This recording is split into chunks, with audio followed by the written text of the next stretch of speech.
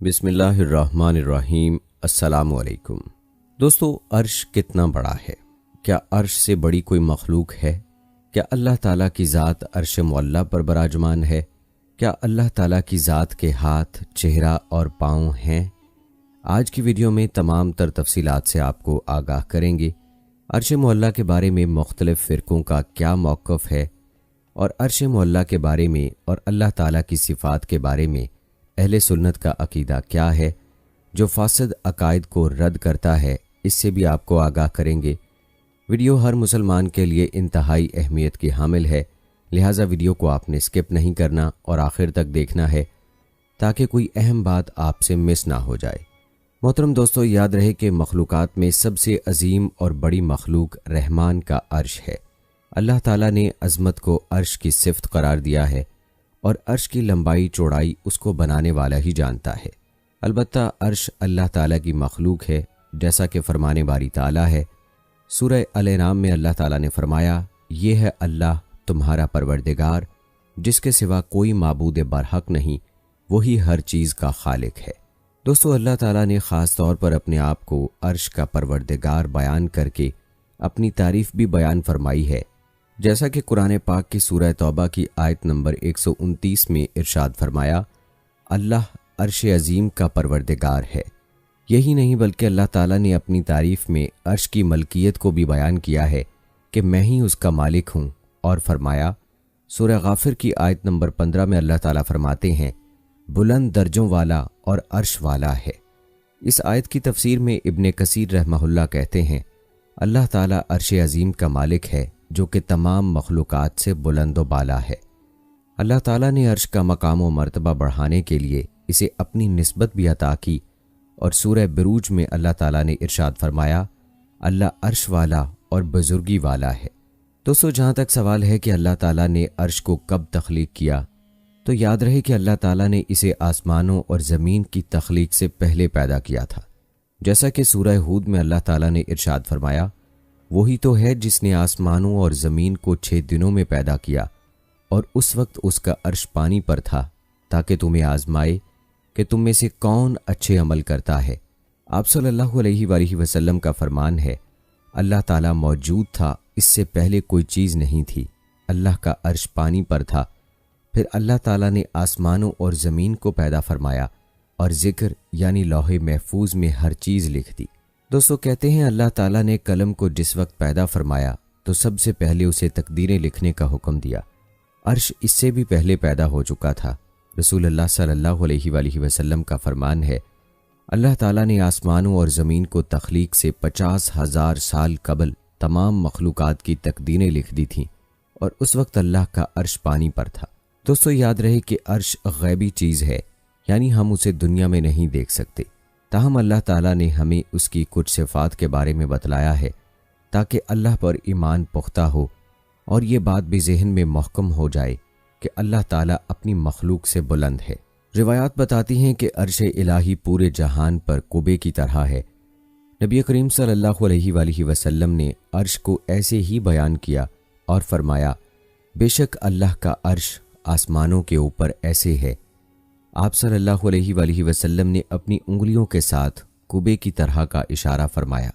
دوستو، یاد رہے کہ عرش کے پائے اور پہلو بھی ہیں، جیسا کہ آپ صلی اللہ علیہ وآلہ وسلم کا فرمان ہے، لوگ قیامت کے دن مدہوش ہوں گے اور سب سے پہلے مجھ سے زمین پھٹے گی، لیکن پھر بھی موسیٰ عرش کا ایک پایا تھامے ہوئے مجھ سے پہلے کھڑے ہوں گے۔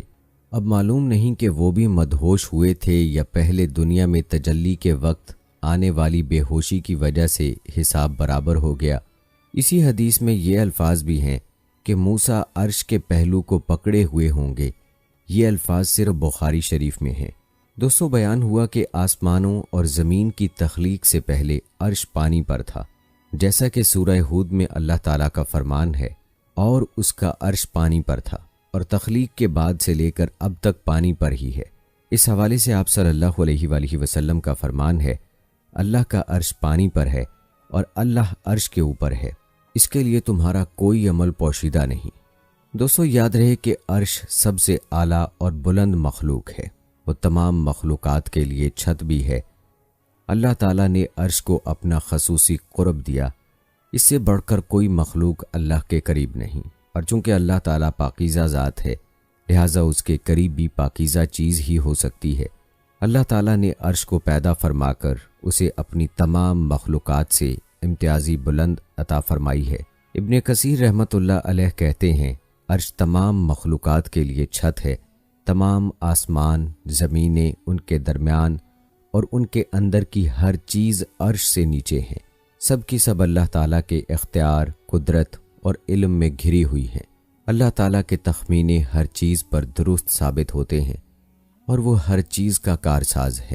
دوستو یہ بات بھی یاد رکھنے کی ہے کہ اللہ تعالیٰ نے آسمان کو بزرگی سے موصوف فرمایا ہے، جیسا کہ ارشاد ہے سورہ بروج میں اللہ تعالیٰ فرماتے ہیں وہ بزرگی والے عرش کا مالک ہے۔ دوستو عرش کی بزرگی کا مطلب یہ ہے کہ یہ عرش بہت بڑا ہے، اس کی شان بہت اعلیٰ ہے، بہت ہی معزز ہے، اس میں بہت سی خوبیاں ہیں، مخلوقات میں اس سے بڑھ کر کوئی نہیں، اس کا منظر اور شکل و صورت انتہائی لبھانے والی ہے، جیسا کہ فرمان باری تعالیٰ ہے سورہ مومنون کی آیت نمبر 116 میں اللہ تعالیٰ فرماتے ہیں پس بہت بلند ہے اللہ، وہ سچا بادشاہ ہے، اس کے سوا کوئی معبود نہیں، عزت والے عرش کا پروردگار ہے۔ دوستو یاد رکھیں عرش سب سے وزنی مخلوق ہے۔ روایت ہے کہ ایک بار نبی کریم صلی اللہ علیہ وآلہ وسلم سیدہ جویریہ رضی اللہ تعالی عنہا کے پاس سے صبح سویرے فجر کی نماز کے وقت گزرے تو سیدہ جویریہ رضی اللہ تعالی عنہا اپنی نماز کی جگہ بیٹھی تھیں۔ پھر جب آپ صلی اللہ علیہ وآلہ وسلم چاشت کے وقت کے بعد واپس آئے تو تب بھی سیدہ جویریہ رضی اللہ تعالی عنہا وہیں بیٹھی تھیں، تو آپ صلی اللہ علیہ وآلہ وسلم نے فرمایا کیا آپ اس وقت سے اسی حالت میں بیٹھی ہیں جس حالت پر میں چھوڑ کر گیا تھا؟ انہوں نے کہا جی ہاں۔ تو نبی کریم صلی اللہ علیہ وآلہ وسلم نے فرمایا میں نے تمہارے بعد 4 جملے 3 بار کہے، اگر انہوں نے اب تک کے تمہارے کیے ہوئے اذکار سے تولا جائے تو میرے جملے تمہارے اذکار سے وزنی ہو جائیں گے۔ وہ 4 کلمے یہ ہیں سبحان اللہ و بحمدہ عدد خلقہ و رضا نفسہ و زینت عرشہ و مداد کلماتہ۔ شیخ الاسلام ابن تیمیہ رحمۃ اللہ علیہ کہتے ہیں اس سے واضح ہوتا ہے کہ عرش کا وزن سب سے زیادہ ہے۔ دوستو یاد رہے کہ عرش کے سامنے عظمت والی کرسی ہے اور اسی کے بارے میں اللہ تعالیٰ نے فرمایا سورہ بقرہ کی آیت نمبر 255 میں اللہ تعالیٰ فرماتے ہیں اس کی کرسی آسمانوں اور زمین سے بڑی ہے۔ فرماتے ہیں کہ کرسی عرش کا زینہ ہے۔ کرسی آسمان و زمین سے بڑی ہونے کے باوجود بھی عرش کے سامنے ایسے ہے کہ جس طرح کوئی لوہے کا کڑا کھلے میدان میں گرا ہوا ہو۔ عرش کو اٹھانے کے لیے اللہ تعالیٰ نے 4 بہت بڑے بڑے فرشتوں کی ڈیوٹی لگائی ہوئی ہے۔ یہ فرشتے ہر وقت اللہ تعالیٰ کی تسبیح، ثنا اور مومنوں کے لیے استغفار کرتے رہتے ہیں، جیسا کہ سورہ غافر میں اللہ تعالیٰ فرماتے ہیں عرش اٹھانے والے اور اس کے آس پاس کے فرشتے اپنے رب کی تسبیح حمد کے ساتھ کرتے ہیں اور اس پر ایمان رکھتے ہیں، نیز ایمان والوں کے لیے استغفار کرتے ہوئے کہتے ہیں ہمارے پروردگار تو نے ہر چیز کو اپنی بخشش اور علم سے گھیر رکھا ہے، پس انہیں بخش دے جو توبہ کریں اور تیری راہ کی پیروی کریں، اور تو انہیں دوزخ کے عذاب سے بچا لے۔ دوستو معلوم ہوا کہ عرش کے گرد و پیش موجود فرشتوں کا کام ہی ذکر اور دعا ہے۔ اسی بارے میں فرمان باری تعالیٰ ہے سورہ زمر میں اللہ تعالیٰ فرماتے ہیں اور تو فرشتوں کو دیکھے گا عرش کے گرد گھیرا ڈالے ہوئے اپنے رب کی حمد کے ساتھ تسبیح کر رہے ہیں، اور ان کے درمیان حق کے ساتھ فیصلہ کر دیا جائے گا اور کہا جائے گا کہ سب تعریفیں اللہ کے لیے ہیں جو تمام جہانوں کا پروردگار ہے۔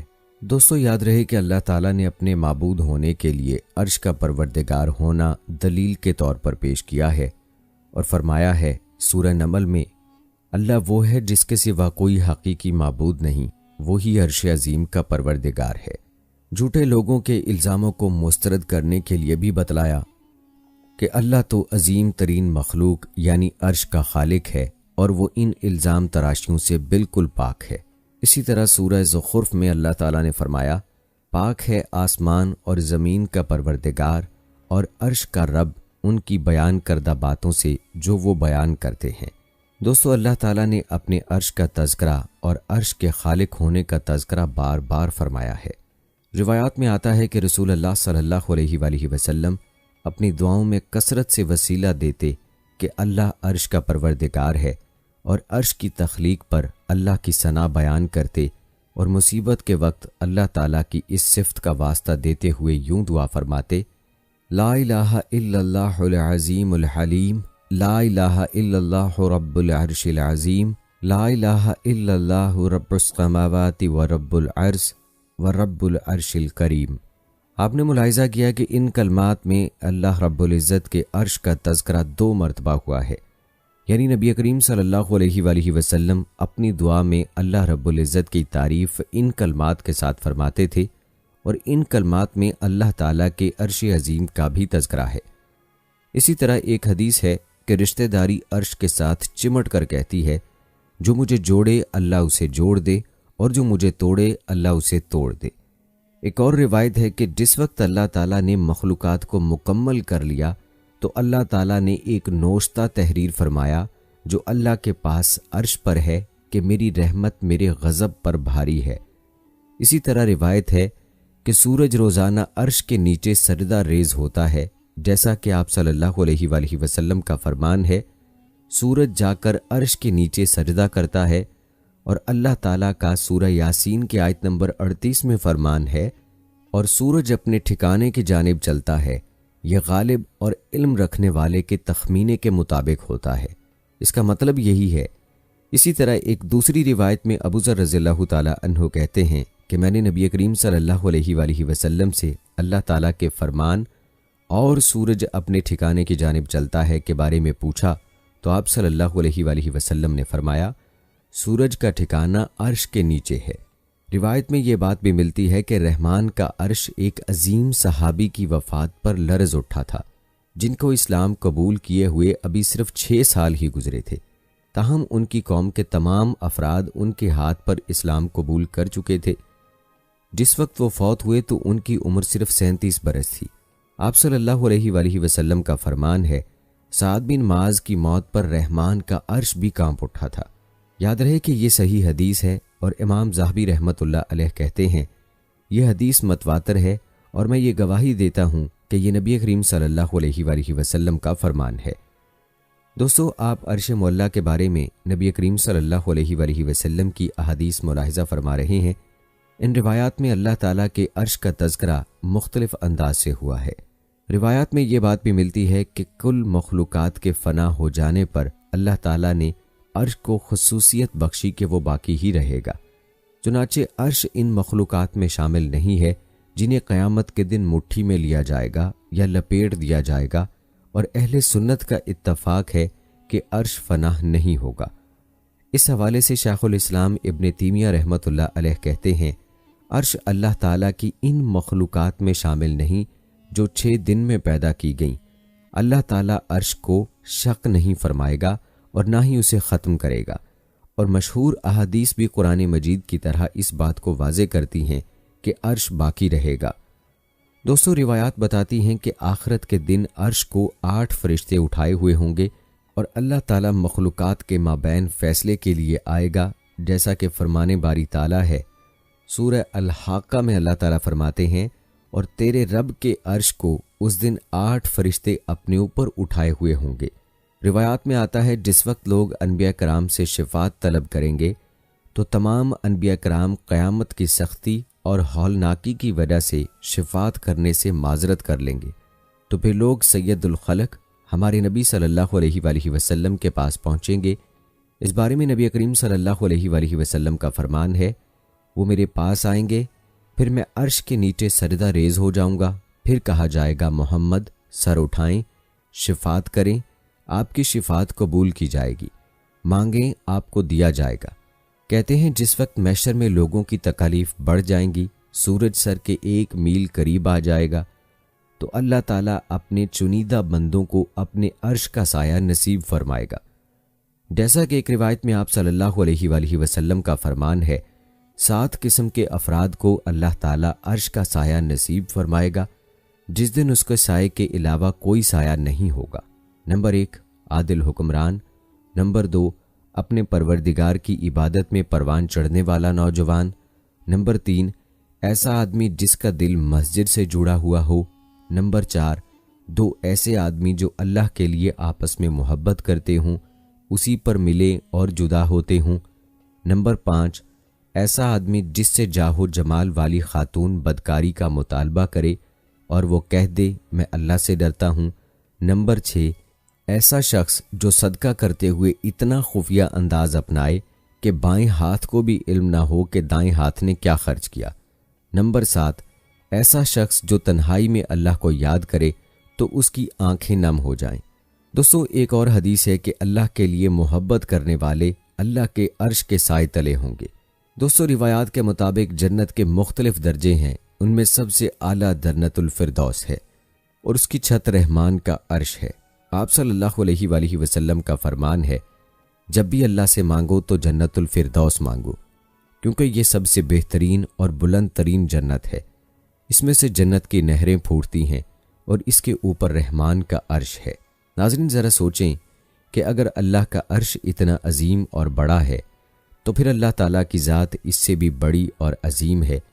وہ ہر چیز کو اپنے گھیرے میں لیے ہوئے ہے، اسے کوئی چیز اپنے گھیرے میں نہیں لے سکتی۔ وہ ہر چیز پر غالب ہے، اس پر کوئی چیز غالب نہیں۔ وہ اتنا خفیہ ہے کہ مخلوق تک رسائی سے اسے کوئی چیز نہیں روک سکتی۔ مخلوق کی شان اصل میں اللہ تعالیٰ کی عظمت اور کبریائی کی دلیل ہے۔ مخلوق کی عظمت اللہ تعالیٰ کی شان و شوکت کی دلیل ہے۔ اسی لیے فرماتے ہیں کہ اللہ کی پہچان کرنی ہے تو اللہ تعالیٰ کی مخلوق میں غور و تدبر کرو۔ دوستو، عرش کے بارے میں تو آپ ملاحظہ کر چکے ہیں کہ یہ اللہ تعالیٰ کی مخلوقات میں اللہ کی سب سے بڑی مخلوق ہے۔ دوستو، عرش کی جگہ اگر انسان پہلے آسمان کے بارے میں ہی سوچے، اس پر غور کرے، تو آسمان کی بڑائی بھی اس انسان کے فہم میں نہیں آ سکتی۔ اس آسمان کے اندر اللہ تعالیٰ نے جو چاند، سورج بنائے ہیں اور جو سیارے اور کہکشائیں بنائی ہیں، یہ سب اتنی بڑی ہیں کہ انسانی عقل دنگ رہ جاتی ہے۔ اور پھر یہ ایک ہی آسمان نہیں ہے، بلکہ اس آسمان کے بعد دوسرا آسمان بھی ہے، پھر تیسرا، چوتھا، اور اسی طرح سے 7 آسمان ہیں۔ اب 7واں آسمان کتنا بڑا ہوگا، کیا آپ تصور کر سکتے ہیں؟ یہ ہمارے تصور سے بہت دور ہے۔ اور پھر 7ویں آسمان سے اوپر اللہ کا عرش ہے، یہ کتنا بڑا ہوگا یہ اللہ ہی جانتا ہے۔ اور یہ اللہ کی بڑائی کی واضح دلیل ہے، کیونکہ اللہ کے عرش سے بڑی کوئی مخلوق نہیں ہے اور اللہ کی ذات سے بڑی کوئی ذات نہیں ہے۔ اس حوالے سے یہ تفصیلی حدیث ملاحظہ فرمائیں۔ حضرت ابو ہریرہ رضی اللہ تعالی عنہ سے روایت ہے کہ ایک مرتبہ نبی اکرم صلی اللہ علیہ وآلہ وسلم اور صحابہ رضی اللہ تعالی عنہ بیٹھے ہوئے تھے کہ بادل آ گئے۔ نبی اکرم صلی اللہ علیہ وآلہ وسلم نے پوچھا، جانتے ہو یہ کیا ہے؟ صحابہ کرام رضی اللہ تعالی عنہم نے عرض کیا، اللہ اور اس کا رسول صلی اللہ علیہ وآلہ وسلم اچھی طرح جانتے ہیں۔ آپ صلی اللہ علیہ وآلہ وسلم نے فرمایا، یہ بادل زمین کو سیراب کرنے والے ہوتے ہیں۔ اللہ تعالیٰ انہیں ان لوگوں کی طرف ہانکتے ہیں جو اس کا شکر ادا نہیں کرتے اور اسے پکارتے نہیں۔ پھر آپ صلی اللہ علیہ وآلہ وسلم نے پوچھا، جانتے ہو تمہارے اوپر کیا ہے؟ عرض کیا، اللہ اور اس کا رسول صلی اللہ علیہ وآلہ وسلم زیادہ جانتے ہیں۔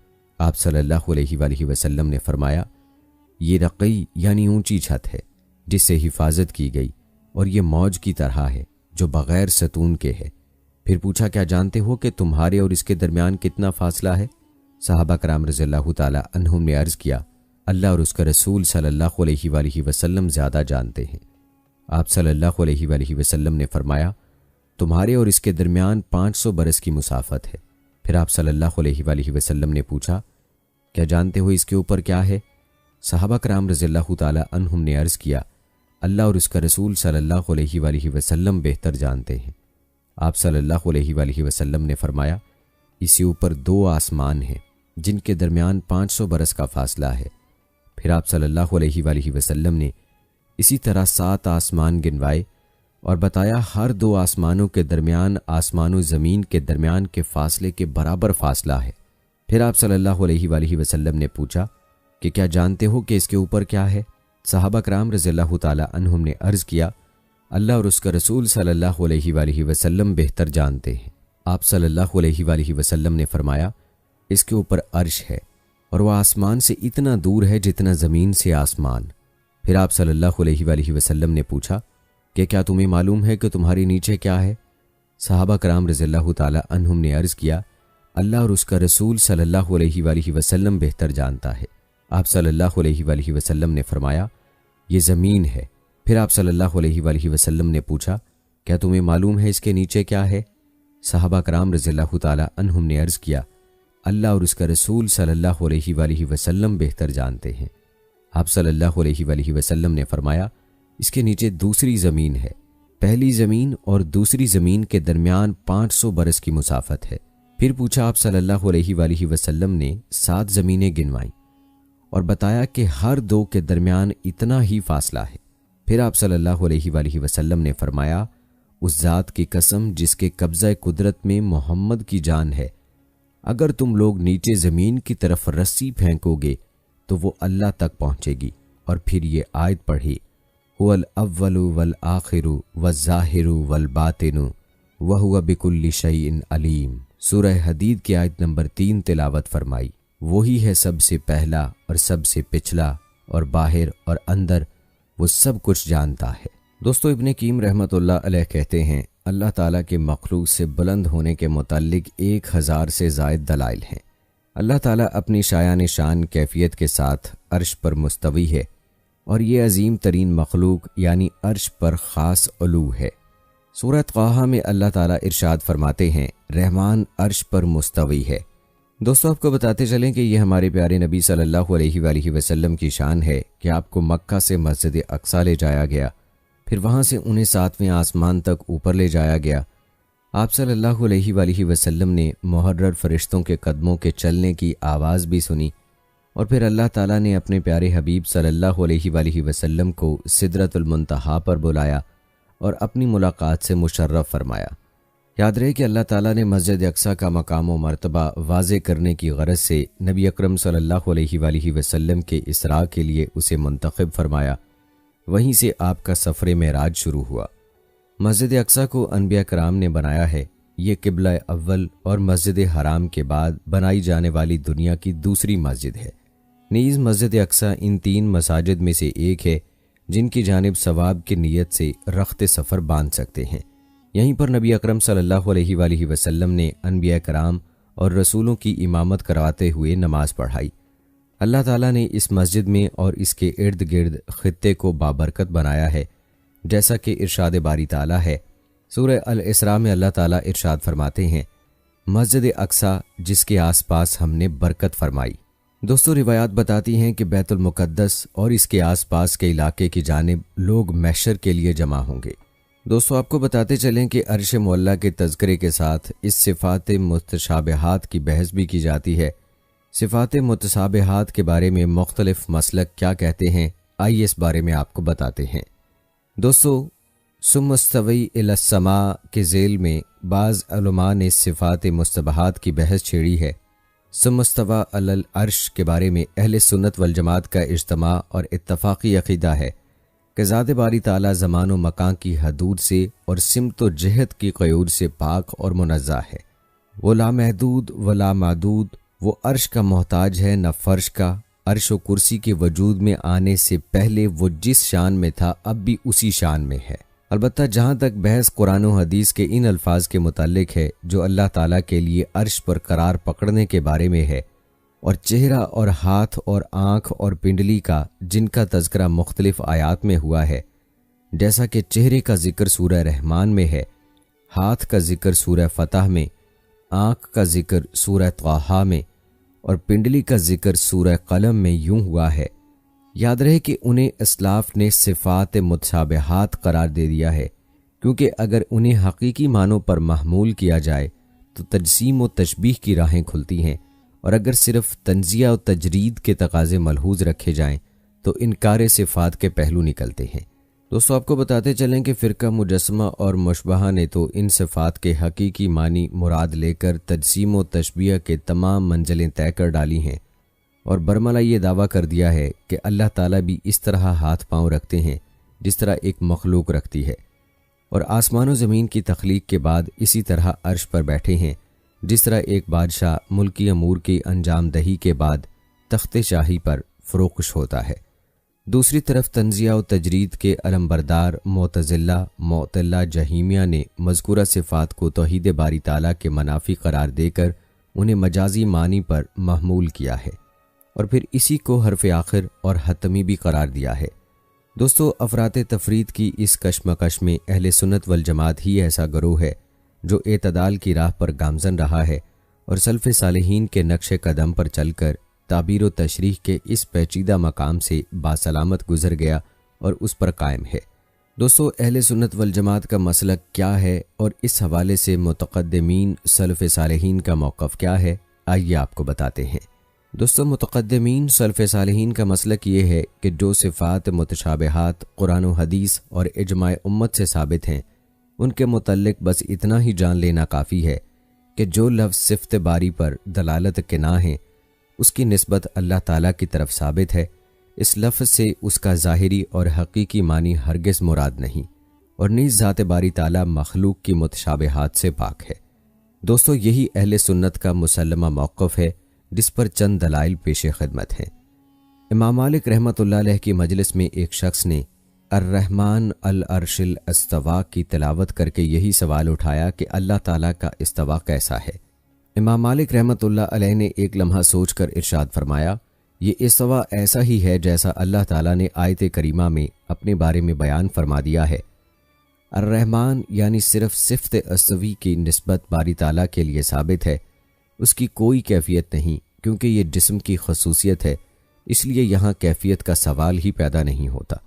امام مالک رحمۃ اللہ علیہ نے اپنے جواب میں اہل سنت والجماعت کے موقف کی ترجمانی فرمائی ہے کہ استوی باری تعالیٰ کی متشابہ المانی صفت ہے، لہذا صفت استوا کی نسبت باری تعالیٰ کے لیے ثابت کر کے اس کے معنی و مراد پر لب کشائی سے گریز کرنا چاہیے۔ یہی وجہ ہے اہل سنت استوی کی تشریح ما یلیق بیانی ایسا استوی جو اس کے شایان شان ہے سے کر دیتے ہیں۔ دوستو، اسی طرح امام ترمذی رحمۃ اللہ علیہ اپنی سنن میں صفات متشابہات کے متعلق جمہور اہل سنت کا مسلک بیان کرتے ہوئے لکھتے ہیں، ان صفات پر صدق دل سے ایمان لا کر اس کی کوئی تفسیر نہ کی جائے، بلکہ ایسا وہم بھی نہ لایا جائے جس سے تجسیم و تشبیہ کا اشارہ نکلتا ہے۔ دوستو، قرآن حدیث میں بارہا یعنی ہاتھ کا لفظ اللہ تعالیٰ کے لیے استعمال ہوا ہے، جس پر علامہ ابن حجر رحمۃ اللہ علیہ نے فرمایا کہ اس ید سے وہ ہاتھ ہرگز مراد نہیں جس کا ذکر ہوتے ہی ہمارے دل و دماغ میں ایک جسمانی عضو کا تصور دوڑنے لگتا ہے، بلکہ یہ ایک صفت باری تعالیٰ ہے جس کی نسبت باری تعالیٰ کے لیے ثابت ہے، لہٰذا اس صفت پر ایمان لا کر توقف اختیار کرنا چاہیے، کیونکہ یہی اہل سنت والجماعت کا مسلک ہے۔ دوستو، علامہ ابن حجر رحمۃ اللہ علیہ نے صفات متشابہات کے متعلق واضح فرما دیا ہے کہ یہ متشابہ المانی صفت ہے، لہٰذا اس کی تلاوت پر اکتفا کر کے اس کے معنی و مراد کے درپے نہیں ہونا چاہیے۔ علامہ بہقی رحمۃ اللہ علیہ نے امام محمد بن الحسن شیبانی رحمۃ اللہ علیہ اور سفیان بن عینیہ رحمۃ اللہ علیہ کا یہ قول نقل کیا ہے کہ کسی شخص کے لیے یہ روا نہیں کہ صفات متشابہات کی تفسیر عربی یا عجمی زبان میں کرتا پھرے، ان الفاظ کو پڑھ کر ان سے گزر جانا ہی بس ان کی تفسیر ہے۔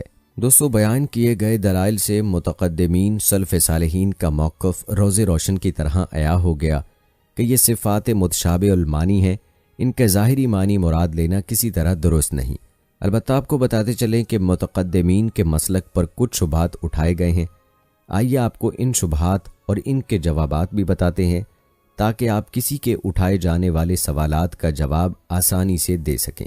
پہلا شبہ یہ اٹھایا گیا کہ اگر صفات متشابہات استوی، ید، وجہ وغیرہ کے ظاہری معنی اس لیے مراد نہیں لیے جا سکتے کہ اس سے جسمانیت کے پہلو سامنے آتے ہیں، تو پھر محکم صفات علم، قدرت، حیات وغیرہ کا تصور بھی تو جسمانیت کے بغیر نہیں ہو سکتا، انہیں بھی متشابہات قرار دیا جائے۔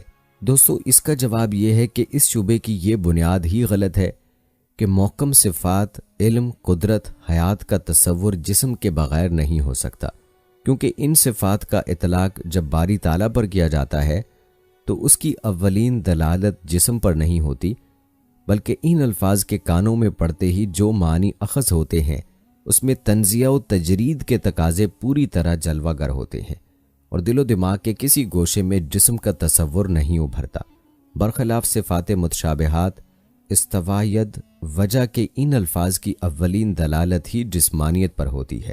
ان کے ظاہری معنی مراد لینے کے بعد جسمانی لوازم کو وہم و خیال سے دور نہیں رکھا جا سکتا، لہٰذا اگر متشابہات اور محکمات میں یہ فرق ملحوظ رکھا جائے تو اشکال پیدا ہی نہ ہوں۔ دوسرا شبہ یہ بیان کیا جاتا ہے کہ اگر متشابہات کے معنی مراد کا علم صرف اللہ تبارک و تعالیٰ کو ہے تو پھر ان کو قرآن کریم میں ذکر کرنے کا کیا فائدہ ہے؟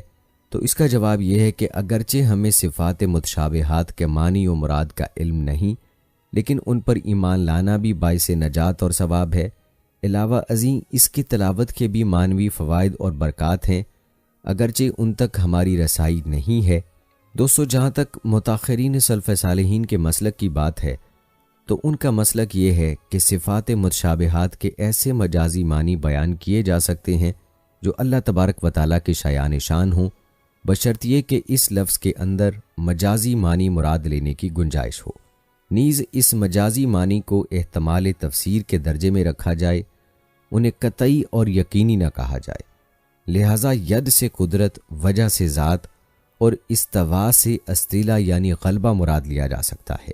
چونکہ متاخرین کے زمانے میں کئی فرقہائے باطلہ رواج پذیر ہو کر امت مسلمہ کی وحدت فکر کو پارا پارا کرنے میں مصروف کار تھے، جن میں سر فہرست مجسمہ اور مشبہ ایسے فرقے تھے جو صفات سے متشابہات کے ظاہری الفاظ کا سہارا لے کر اللہ تعالیٰ کے لیے مخلوق کی طرح ہاتھ، پاؤں، چہرہ، پنڈلی وغیرہ ثابت کرتے تھے۔ دوستو، متاخرین سلف صالحین نے جب دیکھا کہ یہ فرقہ باطلہ عوام کی ذہنی سطح سے غلط فائدہ اٹھا کر انہیں گمراہی کی طرف دھکیل رہے ہیں، تو انہوں نے تعویل کا مسلک اختیار کر کے تمام متشابہات کے مناسب سادہ عام فہم معنی بیان کیے۔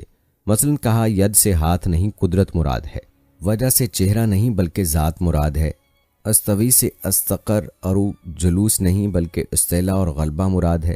دوستو، حقیقت یہ ہے کہ قرآن و حدیث میں متعدد ایسے مقامات ہیں جہاں الفاظ کی ظاہری دلالت سے قطع نظر کر کے مجاز و استعارے کی آڑ لی جاتی ہے، اور چاروں ناچار تسلیم کرنا پڑتا ہے کہ جب تک اس انداز بیان کی توجیہ مجاز کی روشنی میں نہ کی جائے تو افہام و تفہیم کے تقاضے پورے نہیں ہو سکتے۔ مثلا قرآن کریم میں ہے ہر چیز کو فنا ہے مگر اس کا منہ یعنی ذات۔ اگر یہ وجہ منہ کی تعویل ذات سے نہ کی جائے تو پھر آیت کریمہ کا صاف صاف مطلب یہ ہوگا کہ اللہ تعالیٰ کی ید، قدم، ساق جنہیں غیر مقلدین اللہ کے عضو تسلیم کرتے ہیں فنا اور زوال پذیر ہو جائیں گے، صرف باری تعالیٰ کا چہرہ ہی قائم و دائم رہے گا۔ چنانچہ اس مقام پر خود غیر مقلدین تعویل و تعبیر کی ضرورت سے بے نیاز نہ رہ سکے، اور ان کے لیے وجہ کی تعویل ذات سے کرنے کے علاوہ کوئی چارہ کار نہ رہا۔ اسی طرح سورہ نحل میں اللہ تعالیٰ نے فرمایا، البتہ دغابازی کر چکے ہیں جو تھے ان سے پہلے، پھر پہنچا حکم اللہ کا۔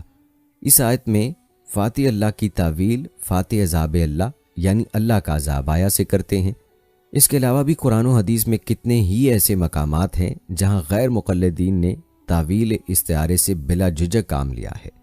دوستو، خلاصہ یہ ہے کہ مقدمین کے نزدیک یہ صفات ید، وجہ، استوی متشابہ المانی ہیں۔ صفات متشابہات کے لغوی معنی تحت اللفظ کیے جا سکتے ہیں، لیکن ان کی تشریح اور وضاحت معروف فی الخلق سے نہیں کر سکتے۔ اگر ان صفات کو معروف معنی کے ساتھ اللہ تعالیٰ کے لیے ثابت کریں تو اس سے تجسیم لازم آتی ہے، اور کیفیت کی جہالت سے ہم تجسیم سے نہیں نکل سکتے۔ دوستو، یاد رکھیں، امت کے اس عظیم حصے کو اور ان سے وابستہ محدثین کرام، فقہائے عظام کو بدعتی اور گمراہ کہنے والا شخص خود گمراہ اور بدعتی ہے۔ یہاں آپ کو استوی علی العرش کے حوالے سے غیر مقلدین کے ناقابل فہم مسلک کے بارے میں بھی بتاتے ہیں۔ ان کے مسلک سے آگاہی بہت ضروری ہے تاکہ آپ خود ان کے مسلک سے دور رکھ سکیں۔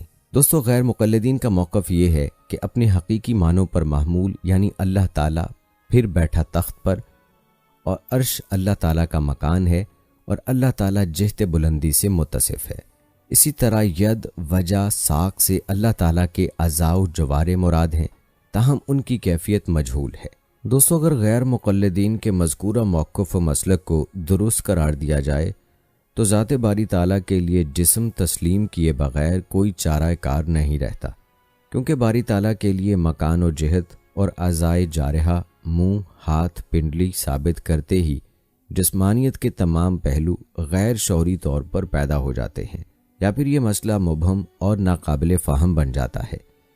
اس لیے کہ جب آپ اللہ تعالیٰ کے لیے چہرہ، ہاتھ، پنڈلی وغیرہ کے اسبات پر زور دیتے ہیں تو اس کے جو معنی انسانی ذہن میں متبادر ہوتے ہیں وہ یہ ہیں کہ اس کی ذات نہ صرف جسم رکھتی ہے بلکہ اعضاء و جوارے سے بھی متصف ہے۔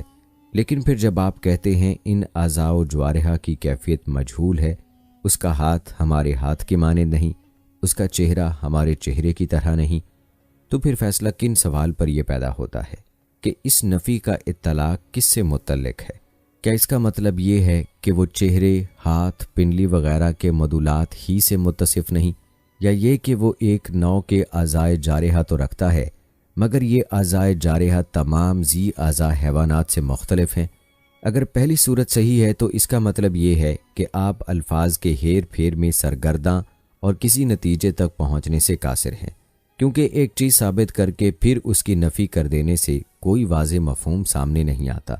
اگر وہ دوسری صورت صحیح ہے تو پھر جسمانیت سے دامن بچانا محال ہے، اس لیے کہ آپ کی نفی کا اطلاق صرف حیت، شکل اور نوعیت پر ہوا ہے، جس کا سیدھا سادہ مطلب یہ ہے کہ اللہ تعالیٰ کے لیے ید، وجہ، استوی علی العرش کے جسمانی مدلول تو ثابت ہیں لیکن ہمارے ساتھ چہرے کے مقابلے میں بے نظیر ہیں۔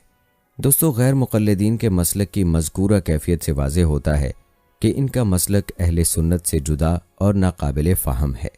دوستو، علامہ قرطبی رحمۃ اللہ علیہ نے کیا خوب فرمایا، صفات متشابہات میں تعویل سے پہلو تہی اختیار کر کے الفاظ کے ظاہری معنی کے درپے ہو جانے کا مطلب تو یہ ہوا کہ قرآن کریم کی آیات تضاد بیانی کا شکار ہیں، کیونکہ صفات متشابہات کے ظاہری معنی مراد لینے سے قرآن کی کئی آیات تضاد و تناقض کا شکار ہوتی نظر آتی ہیں۔ دوستو، آپ کو بتاتے چلیں کہ غیر مقلدین امام مالک رحمۃ اللہ علیہ کے قول سے غلط استدلال بھی کرتے ہیں۔ غیر مقلدین کا کہنا ہے کہ امام مالک رحمۃ اللہ علیہ صفات متشابہات کو حقیقی معنوں پر محمول کر کے اس کی کیفیت مجہول قرار دیتے تھے۔ چنانچہ ایک بار ان سے جب استوا کے متعلق دریافت کیا گیا تو انہوں نے واضح الفاظ میں فرمایا، الاستوا غیر مجہول، یعنی لفظ استوا کی دلالت اپنے معنی و مراد استقرار پر واضح ہے، یعنی اللہ تعالیٰ عرش پر مستقرر ہیں، البتہ اس استقرار کی کیفیت مجہول ہے۔ دوستو، یاد رکھیں کہ اصل عقیدہ یہی ہے کہ جو اہل سنت والجماعت کا عقیدہ ہے کہ اللہ تعالیٰ کی ذات مبارکہ جسم سے اور جسم کی تمام خصوصیات، زمان و مکان اور حدود و جہت سے پاک اور منزہ ہے، لہٰذا ذات باری تعالیٰ کے حق میں کوئی لفظ میں استعمال نہ کیا جائے جو جسم اور خاصہ جسم پر دلالت کرتا ہو۔ چنانچہ علامہ ابن حجر رحمۃ اللہ علیہ ایک مقام پر لکھتے ہیں، اللہ تعالیٰ کی حکمتوں پر کیوں اور کیسے کا سوال اٹھانا ایسے ہی ابز ہے جیسے اللہ کے وجود پر کہاں اور کیسے کا سوال ہے۔ لیکن غیر مقلدین اور نام نہاد سلفیوں کے نزدیک عرش باری تعالیٰ کا مکان اور فوق باری تعالیٰ کی جہت ہے۔ دلیل مانگنے پر فوراً مسلم شریف کی حدیث پیش کر دیتے ہیں جس میں آپ صلی اللہ علیہ وآلہ وسلم نے ایک باندی سے پوچھا، آئین اللہ، اللہ کہاں ہے؟ جواب میں باندی نے کہا، فی السماء، آسمان میں ہے۔ غیر مقلدین اس حدیث سے یوں استدلال کرتے ہیں کہ آپ صلی اللہ علیہ وآلہ وسلم کا آئینہ سے اللہ کی ذات کے متعلق سوال فرمانا مکان الہی کے ثبوت پر واضح دلیل ہے۔ پھر باندی کے جواب فی السماء پر خاموش رہنا بلکہ اسے مومنہ قرار دے کر آزاد کرا دینا اس بات کی دلیل ہے کہ باندی کا جواب درست تھا کہ اللہ تعالیٰ فی السماء یعنی جہت فوق میں ہے۔ دوستو، مذکورہ حدیث کی چھان بین کرنے پر معلوم ہوا کہ غیر مقلدین نے جس حدیث کو بنیاد بنا کر اپنے عقیدے کی عمارت کھڑی کی ہے اس کو محدثین نے معلول اور شاذ قرار دیا ہے، اور یاد رہے کہ یہ حدیث معلول اور شاذ حدیث ہے۔ اس حدیث پر اختلاف بھی موجود ہے جو مقلدین پیش کرتے ہیں۔ دوستو، خلاصہ یہ کہ ایک معلول اور شاذ روایت سے عقیدے کا استنباط نہیں کیا جا سکتا، اور ایسی شاذ روایت کو بنیاد بنا کر اشارہ کو گمراہ اور بدعتی کہنا تو سراسر جہالت ہے یا تعصب۔ بالفرض اگر اس روایت کو صحیح تسلیم کر لیا تو پھر عین کا سوال ذات باری تعالیٰ کے مکان کے لیے نہیں بلکہ منزلت اور مرتبے کے لیے ہوگا، یعنی ہمارے اللہ کا مرتبہ کیا ہے، یا یہ کہ اللہ تعالیٰ کے احکام و اوامر کا مکان کون سا ہے۔ دوستو، یہ تھا تذکرہ چند فرقوں کا جو عرش اور اللہ تعالیٰ کے صفات کے متشابہات کے حوالے سے تھا۔ یاد رہے کہ اللہ کی ذات میں زیادہ غور نہیں کرنا چاہیے بلکہ اللہ تعالیٰ کی صفات میں تدبر کرنا چاہیے کہ جن سے اللہ کی بڑائی معلوم ہوتی ہے، بجائے اس کے کہ انسان اس پر بحث کرے کہ اللہ تعالیٰ کے ہاتھ پاؤں ہیں تو تو انسان یہ سوچے کہ عرش معلیٰ جیسی عظیم مخلوق کو تخلیق کرنے والی ذات کتنی عظیم ہوگی۔ دوستو، عام انسانوں کے لیے بہتر یہی ہے کہ وہ اس طرح کے مسائل میں نہ الجھیں، البتہ ان کا مناسب علم ہونا ضروری ہے تاکہ خود کو گمراہی سے بچا سکیں۔ دوستو، اللہ تعالیٰ کی چند صفات ملاحظہ فرمائیں، اس کے بعد آپ کو عرش کے بارے میں مزید حقائق بھی بتاتے ہیں، لہٰذا ویڈیو کو سکپ مت کیجیے گا۔ یاد رکھیں کہ اللہ ہر جگہ موجود ہے۔ حق تعالیٰ جل شانہ تمام نقائص اور عیوب سے اور حدوث کے نشانوں سے اور مخلوقات کے مشابہت سے اور مماثلت سے پاک اور منزہ ہے، اور وہ خداوند بے مثل و مانند ہے، جوہر اور عرض ہونے سے مبرہ اور صورت اور شکل و جسم اور جسمانیت سے مورع ہے، اور جواہر و اجسام اور آراز کی صفات اور لوازم سے مبرہ ہے، بے مثل اور بے چوں چگوں ہے، کوئی شے اس کے مثل اور برابر نہیں، اس لیے کہ اللہ تعالیٰ قدیم اور ازلی ہے، تو ممکن اور حادث کے مشابہ کیسے ہو سکتا ہے؟ اگر بالفرض خدا کا مخلوق کے مشابہ ہونا جائز ہو تو پھر مخلوق کے احکام کا خالق پر جاری ہونا بھی ممکن ہوگا۔ الغرض نہ خدا مخلوق کے مشابہ ہے اور نہ مخلوق خدا کے مشابہ ہے۔ یہ ناممکن ہے کہ قدیم کی کوئی صفت حادث میں اور حادث کی کوئی صفت قدیم میں پائی جائے، اس لیے اللہ تعالیٰ ہر قسم کے تغیر و تبدل سے پاک ہے، اس لیے کہ تغیر و تبدل ممکن کی صفت اور خاصیت ہے۔ دوستو، اللہ تعالیٰ نہ جسم ہے اور نہ جوہر ہے اور نہ عرض ہے، وہ ان سب چیزوں سے پاک اور منزہ ہے۔ جسم تو اس لیے نہیں کہ جسم بہت سے اجزاء سے مرکب ہوتا ہے، اور جو مرکب ہوتا ہے اس کی تحلیل اور تفریق اور تقسیم بھی ممکن ہوتی ہے، اور ترکیب و تحلیل اور تفریق و تقسیم اللہ تعالیٰ کی بارگاہ سے بہت دور ہے۔ نیز جو چیز اجزاء سے مل کر بنتی ہے، اول تو وہ اپنی ترکیب میں اجزاء کی محتاج ہوتی ہے، اور احتیاج اور خدائی کا جمع ہونا عقلاً محال ہے، اور پھر مرکب اپنی بقا میں اجزاء کا محتاج ہوتا ہے، اور اللہ احتیاج سے منزہ ہے۔ دوستو، اللہ کی یہ صفت ہے کہ اس کے لیے باپ اور بیٹا ہونا محال اور ناممکن ہے۔ جب یہ ثابت ہو گیا کہ خدا تعالیٰ کا جسم ہونا ناممکن اور محال ہے، تو ثابت ہو گیا کہ خدا نہ کسی کا باپ ہو سکتا ہے اور نہ بیٹا ہو سکتا ہے، کیونکہ توالد اور تناسل خاصہ جسمانیت کا ہے، اور اللہ تعالیٰ جسمانیت سے پاک اور منزہ ہے۔ نیز توالد اور تناسل محتاجگی کی دلیل ہے، جیسے اولاد اپنے پیدا ہونے میں ماں باپ کی محتاج ہے، ایسے ہی ماں باپ اپنی خدمت گزاری میں اور نسل کے باقی رہنے میں اولاد کی محتاج ہیں، اور اللہ تعالیٰ احتیاج سے منزہ ہے۔ نیز اولاد ماں باپ کی ہم جنس ہوا کرتی ہے، سو اگر کوئی خدا کا بیٹا ہوگا تو خدا کی وحدانیت ختم ہو جائے گی، جو دلائل سے ثابت ہے۔ معاذ اللہ، یاد رہے کہ اللہ تعالیٰ کی کوئی صورت اور شکل نہیں، اس لیے کہ صورت اور شکل تو جسم کی ہوتی ہے، اور اللہ تعالیٰ تو صورتوں اور شکلوں کا خالق ہے۔ جس چیز کے لیے صورت اور شکل ہوتی ہے وہ محدود اور متناہی ہوتی ہے، اور اللہ تعالیٰ میں کوئی تغیر و تبدل نہیں، اور خدا کے لیے کوئی حد اور نہایت نہیں۔ دوستو، اللہ تعالیٰ کے لیے کوئی مکان اور زمان اور جہت اور سمت نہیں، کیونکہ وہ غیر محدود ہے، اور مکان اور جہت محدود کے لیے ہوتے ہیں، اور مکان اور زمان مکین کو احاطہ کیے ہوئے اور گھیرے ہوئے ہوتے ہیں، اور اللہ تعالیٰ ہی سب کو محیط ہے۔ زمین و زمان اور کون و مکان سے اسی کے مخلوق ہیں، اور اس کے احاطے قدرت میں ہیں۔ اس کی ہستی سمت اور جہت اور مکان اور زمان کی حدود اور قیود سے پاک ہیں، لہٰذا اللہ تعالیٰ کے متعلق یہ سوال نہیں ہو سکتا کہ وہ کہاں ہے اور کب سے ہے، اس لیے کہ وہ مکان اور زمان سب سے سابق اور مقدم ہے۔ مکان اور زمان سب اسی کی مخلوق ہے، وہ تو لامکان اور لازمان ہے۔ اسی کی ہستی مکان اور زمان پر موقوف نہیں، بلکہ زمان اور مکان کی ہستی اس کے ارادے پر موقوف ہے۔ دوستو، خدا تعالیٰ اس سے منزہ ہے کہ وہ عرش پر یا کسی جسم پر مطمئن اور مستقر ہو، جس طرح بادشاہ کو یہ کہا جا سکتا ہے کہ بادشاہ تخت پر بیٹھا ہوا ہے۔ اللہ تعالیٰ کی نسبت ایسا کہنا جائز نہیں، اس لیے کہ اللہ تعالیٰ کوئی مقدار ہی نہیں، کیونکہ کسی جسم پر وہی چیز مطمئن ہو سکتی ہے کہ جو ذی مقدار ہو، اور اس سے بڑی ہو یا چھوٹی ہو یا اس کے برابر ہو، اور یہ کمی بیشی بارگاہ خداوندی میں محال ہے۔ دوستو، یہاں آپ کو ایک دلچسپ واقعہ بتاتے ہیں جو اس سوال سے جڑا ہے کہ کیا عرش خدا سے بڑا ہے۔ یہ واقعہ ایک مناظرے کے حوالے سے ہے۔ کہتے ہیں رئیس المناظرین متکلم اسلام ترجمان اہل سنت حضرت مولانا محمد امین صفدر اوقاڑوی صاحب رحمۃ اللہ علیہ نے فرمایا کہ میں مکہ سے مدینہ جا رہا تھا، راستے میں غیر مقلدین شرارتیں کر رہے تھے، بس میں بیٹھے ہوئے ایک دوسرے کو کہہ رہے تھے کہ روزہ پاک کی زیارت کی نیت نہ کرنا، مسجد نبوی کی نیت کرنا۔ حضرت مولانا محمد امین صفدر اوقاڑوی صاحب رحمۃ اللہ علیہ نے فرمایا یہ آپ کو گمراہ کر رہے ہیں، آپ روزہ پاک کی ہی نیت کریں، مسجد میں تو جانا ہی جانا ہے۔ وہ حضرت مولانا محمد امین صفدر اوقاڑوی صاحب رحمۃ اللہ علیہ کی طرف دیکھنے لگے۔ حضرت مولانا محمد امین صفدر اوقاڑوی صاحب رحمۃ اللہ علیہ نے فرمایا کہ لوگ مکہ سے مدینہ کیوں جاتے ہیں 1 لاکھ کا ثواب چھوڑ کر 50,000 کا ثواب لینے کے لیے؟ یہ کوئی عقل مندی تو نہیں کہ اعلیٰ کو چھوڑ کر ادنا کو حاصل کیا جائے، وہ بھی اتنا لمبا سفر کر کے اور اتنے پیسے لگا کر؟ کہ اتنا نقصان کیوں کرتے ہیں؟ معلوم ہوا کہ وہاں کوئی ایسی چیز ضرور ہے جو بیت اللہ میں بھی نہیں ہے، جس کی شان بیت اللہ سے بھی بڑھ کر ہے۔ ہمارا یہی عقیدہ ہے کہ وہ خاک پاک جو جسد اطہر سے مس کر رہی ہے، وہ درجے میں عرش العظیم اور بیت اللہ دونوں سے بڑھ کر ہے۔ حضرت مولانا محمد امین صفدر اوقاڑوی صاحب رحمۃ اللہ علیہ نے فرمایا کوئی یہ نہ سمجھے کہ خدا سے مصطفیٰ صلی اللہ علیہ وآلہ وسلم کے مکان کو بلند کر دیا ہے اس لیے کہ خدا لا مکان ہے۔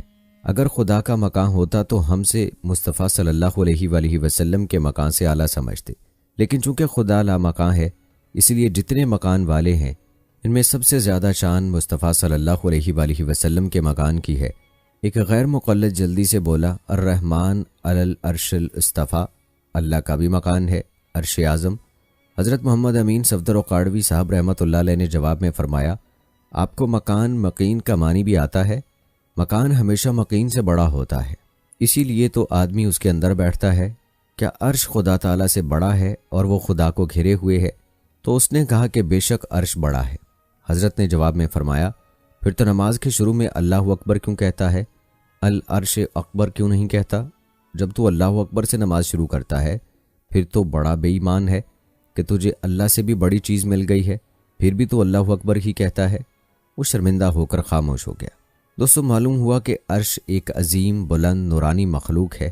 عرش و کرسی پر ایمان لانا واجب ہے۔ جہاں تک سوال ہے کہ عرش کتنا بڑا ہے، عرش تمام مخلوقات میں سب سے بڑا ہے۔ اللہ پاک نے اسے 7ویں آسمان کے اوپر قائم کیا ہوا ہے۔ عرش جنت کے اوپر ہے، جیسا کہ نبی رحمت نبی کریم صلی اللہ علیہ وآلہ وسلم نے فرمایا جب اللہ کریم سے مانگو تو جنت الفردوس مانگو کہ وہ اوسط بہشت اور اعلیٰ جنت ہے، اور اس کے اوپر عرش رحمان ہے اور اسی سے جنت کی نہریں جاری ہوتی ہیں، یعنی جنت کی چھت عرش ہے۔ دوستو جہاں تک سوال ہے کہ عرش کس چیز سے بنا ہے تو اس بارے میں مختلف اقوال ہیں۔ نمبر 1 نور سے بنا ہے، نمبر 2 صبر زبرجد سے بنا ہوا ہے، نمبر 3 سرخ یاقوت سے بنا ہے۔ امام ابراہیم یاجوری رحمۃ اللہ علیہ فرماتے ہیں اس کی حقیقت کا قطعی علم نہیں ہے، اس لیے اس بارے میں حتمی رائے قائم کرنے سے خاموش رہنا بہتر ہے۔ اس کی حیت شکل و صورت کے بارے میں تحقیق یہ ہے کہ عرش گول نہیں ہے بلکہ وہ گنبد نما ہے جو جنت کی چھت ہونے کے ساتھ تمام مخلوقات اور دنیا کے اوپر سایہ فگن ہے۔ اس کے 4 ستون ہیں۔ زمین و آسمان سے بھی پہلے حضرت سیدنا عبداللہ بن عباس رضی اللہ تعالی عنہ فرماتے ہیں ہر معمار پہلے دیواریں بناتا ہے پھر ان پر چھت ڈالتا ہے، لیکن اللہ پاک نے پہلے چھت بنائی پھر دیواریں، کیونکہ اس نے زمین و آسمان کو بنانے سے پہلے عرش بنایا، پھر ہوا کو پیدا فرمایا، اس کے پر بنائے، ان پروں کی کثرت کو اللہ تعالیٰ ہی جانتا ہے، پھر ہوا کو حکم دیا کہ وہ پانی کو اٹھائے۔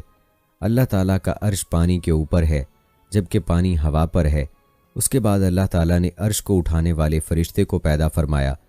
اللہ تعالیٰ کو عرش و کرسی کی حاجت نہیں، بے شک وہ ان دونوں کے بنانے سے پہلے بھی تھا، حالانکہ اس وقت مکان بھی نہ تھا۔ دوستو جہاں تک سوال ہے کہ زمین و آسمان سے پہلے عرش کہاں تھا تو ہمارے پیارے نبی حضرت محمد صلی اللہ علیہ وآلہ وسلم نے ارشاد فرمایا اللہ پاک نے زمین و آسمان پیدا کرنے سے 50,000 سال پہلے ہی مخلوق کی تقدیریں لکھ دی تھیں۔ اس وقت اللہ کریم کا عرش پانی پر تھا۔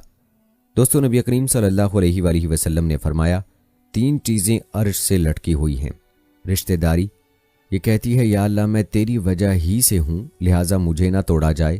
نمبر 2 امانت، یہ کہتی ہے یا اللہ میں تیری وجہ سے ہی ہوں لہٰذا مجھ میں خیانت نہ کی جائے۔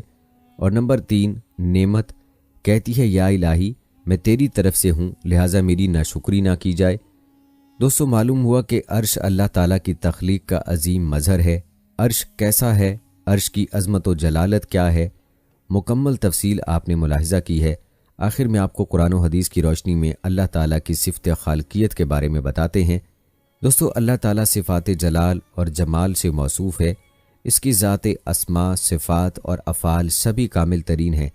اس کا کوئی ہم نام یا ہمسر نہیں، اس کی کوئی شبیہ یا اس کا کوئی ثانی نہیں، جیسا کہ فرمان باری تعالیٰ ہے، اس کی مثل کوئی نہیں ہے اور وہ سننے اور دیکھنے والا ہے۔ دوستو اللہ تعالیٰ کے خصوصی ناموں میں سے خالق اور الخلاق ہیں۔ پیدا کرنا اللہ تعالیٰ کی صفت اور فعل ہے۔ یہ ایسی صفت ہے جو اللہ تعالیٰ کے سوا کسی اور کے لائق نہیں۔ اللہ تعالیٰ کا خالق ہونا واضح ترین علم ہے۔ اللہ تعالیٰ کا خالق ہونا ہر حقیقت کی بنیاد ہے، کیونکہ تمام کی تمام موجودات اسی کی ایجاد اور پیدا کرنے کی وجہ سے ہیں۔ وہی پیدا کرتا ہے اور جانتا ہے، اسی لیے تمام اقوام اس کے خالق ہونے کی قائل رہی ہیں۔ نیز اللہ تعالیٰ نے شرک و کفر کرنے والوں پر اسی صفت کو حجت بنایا اور فرمایا، کیا انہیں عدم سے وجود دیا گیا یا وہ اپنے آپ کو خود ہی پیدا کرنے والے ہیں؟ سیدنا جبیر بن مطعم رضی اللہ تعالیٰ عنہ کہتے ہیں، جب میں نے یہ آیات سنی تو قریب تھا کہ میرا دل ہوا ہو جاتا۔ دوستو ہمارا پروردگار بلا نمونے کے پیدا کرنے والا ہے، اس میں اس کا کوئی ساتھی نہیں، جیسا کہ فرمان باری تعالیٰ ہے۔ سورہ فاطر میں اللہ تعالیٰ فرماتے ہیں، کیا اللہ کے سوا کوئی خالق ہے؟ دوستو اگر پورے جہان کے لوگ بھی کسی معمولی چیز کو پیدا کرنے کے لیے جمع ہو جائیں تو پیدا نہیں کر پائیں گے، جیسا کہ سورہ حج میں اللہ تعالیٰ فرماتے ہیں، اللہ کے سوا جن لوگوں کو تم پکارتے ہو وہ تو ایک مکھی بھی پیدا نہیں کر سکتے، چاہے سب اس کے لیے جمع ہی کیوں نہ ہو جائیں۔ وہی بہت زیادہ پیدا کرنے والا اور جاننے والا ہے۔ کسی بھی چیز کا وجود اسی کی تخلیق ہے، کیونکہ اللہ ہی ہر چیز کا خالق ہے۔ اس کی مخلوقات بہت زیادہ اور لامتناہی ہیں، تخلیق میں اس کا کوئی ثانی نہیں۔ سورہ مومنون میں اللہ تعالیٰ کا ارشاد ہے، اللہ برکتوں والا ہے اور وہ سب سے بہترین خالق ہے۔ وہ ازل سے اپنی مرضی کے ساتھ پیدا کرتا چلا آ رہا ہے، جو چاہتا ہے کہ کر گزرتا ہے، جو بھی پیدا کرتا ہے اسے کامل مہارت سے بناتا ہے، وہی پیدا کرتا ہے اور درست بناتا ہے، وہی صحیح تخمینہ لگاتا ہے اور ہدایت دیتا ہے۔ تمام مخلوقات اس کی تدبیر اور تخمینوں کا مظہر ہیں، جیسا کہ سورہ فرقان میں اللہ تعالیٰ نے فرمایا، اور اس نے ہر چیز کو پیدا کیا اور پھر اس کا صحیح تخمینہ بھی لگایا۔ ہر مخلوق کی تخلیق حکمت سے بھری ہوئی اور فضولیات سے مکمل طور پر پاک ہے، جیسا کہ سورہ مومنون میں اللہ تعالیٰ نے فرمایا، کیا تم نے یہ سمجھ لیا ہے کہ ہم نے تمہیں عبث پیدا کیا اور تمہیں ہماری طرف نہیں لوٹایا جائے گا؟ دوستو یاد رہے کہ اللہ تعالیٰ کی تخلیق میں کوئی نہ کوئی حکمت ضرور ہے، جیسا کہ سورہ دخان میں اللہ تعالیٰ نے فرمایا، ہم نے آسمان، زمین اور ان کے مابین چیزوں کو کھیل کود میں پیدا نہیں کیا، ہم نے انہیں حقیقی مصلحت پر پیدا کیا ہے۔ سارا جہان اللہ تعالیٰ کی ربوبیت کا گواہ ہے اور ہر چیز اس بات کی دلیل ہے کہ وہ یکتا ہے۔ اسی طرح سورہ قاف میں اللہ تعالیٰ نے فرمایا، کیا انہوں نے اپنے اوپر آسمان کی طرف نہیں دیکھا کہ ہم نے کس طرح اسے بنایا اور آراستہ کیا اور اس میں کوئی شگاف نہیں، اور زمین کو ہم نے پھیلا دیا اور اس میں مضبوط پہاڑ رکھ دیے اور اس میں ہر طرح کی پربہار چیزیں اگائیں۔ یہ ہر رجوع کرنے والے بندے کے لیے بصیرت اور سبق ہے۔ دوستو اللہ وہ ہے جس نے 7 آسمانوں اور انہی کے مثل زمین کو بھی پیدا کیا۔ اس کا حکم ان کے درمیان اترتا ہے تاکہ تم جان لو کہ اللہ ہر چیز پر قادر ہے اور اللہ تعالیٰ نے ہر چیز کو علم سے گھیر رکھا ہے۔ دوستو اللہ تعالیٰ ہی اکیلا خالق ہے، باقی جو کچھ ہے وہ مخلوقات ہیں، اور مخلوقات کے بارے میں سوچ و بچار، نصیحت اور عبرت کا باعث ہے۔ اس سے خالق کی تعظیم کے لیے رغبت پیدا ہوتی ہے اور یہ ایمان میں اضافے کا باعث بھی ہے، جیسا کہ سورہ آل عمران میں اللہ تعالیٰ کا ارشاد ہے، آسمانوں اور زمین کی پیدائش میں اور رات اور دن کے باری باری آنے جانے میں اہل عقل کے لیے بہت سی نشانیاں ہیں، جو اٹھتے بیٹھتے اور لیٹتے ہر حال میں اللہ کو یاد کرتے اور آسمان و زمین کی تخلیق میں سوچ و بچار کرتے اور پکار اٹھتے ہیں، ہمارے پروردگار تو نے یہ سب کچھ بے مقصد پیدا نہیں کیا، تیری ذات اس سے پاک ہے، پس ہمیں دوزخ کے عذاب سے بچا لے۔ دوستو یہ تھی ہماری آج کی ویڈیو۔ جانے سے پہلے ویڈیو کو شیئر ضرور کیجیے گا۔ ہم امید کرتے ہیں کہ ہماری آج کی یہ ویڈیو آپ سب کو ضرور پسند آئی ہوگی۔ آج کی ویڈیو کے متعلق اپنی رائے کا اظہار کمنٹ باکس میں لازمی کیجیے گا۔ ملتے ہیں اگلی ویڈیو میں، تب تک کے لیے مجھے اجازت دیں۔ فی امان اللہ۔